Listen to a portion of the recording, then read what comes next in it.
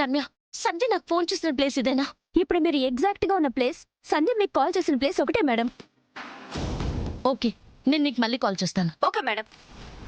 KD, సంధ్య నాకు call చేసిన place ఇదేనంట. మాధుర్ని తీసుకెళ్లిన ప్లేస్ ఇదే. విక్కీనే మాధుర్ని తీసుకెళ్లాడు అనడానికి ఇప్పుడు మనకి ప్రూఫ్స్ కావాలి.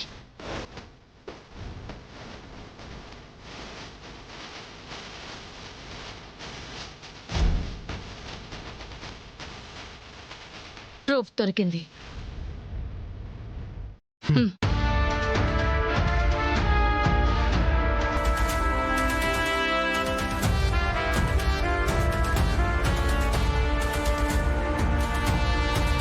మార్నింగ్ 11 AM సీసీటీవీ ఫుటేజ్ చూపించు. ఎవరు మీరు?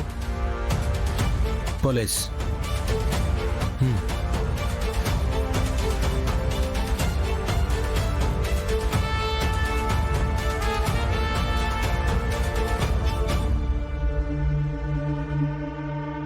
స్టాప్. కొంచెం జూమ్ చేయవా? సంధ్య ఫాలో అవుతున్న కార్ ఇదే అని తెలుస్తుంది జడే.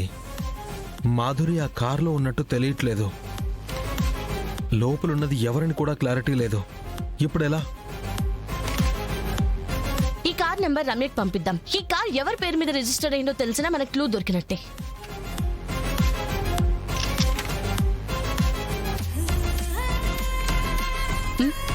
Thank you. Thank you.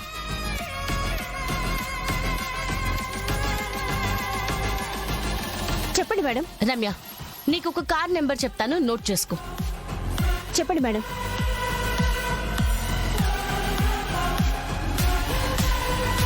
ఈ కార్ ఎవరి పేరు మీద రిజిస్టర్ అయిందో నాకు ఇమీడియట్ గా కావాలి. Sure ma'am. తెలుస్తుంది కేడి, వాడు ఇంకా తప్పించుకోలేడు.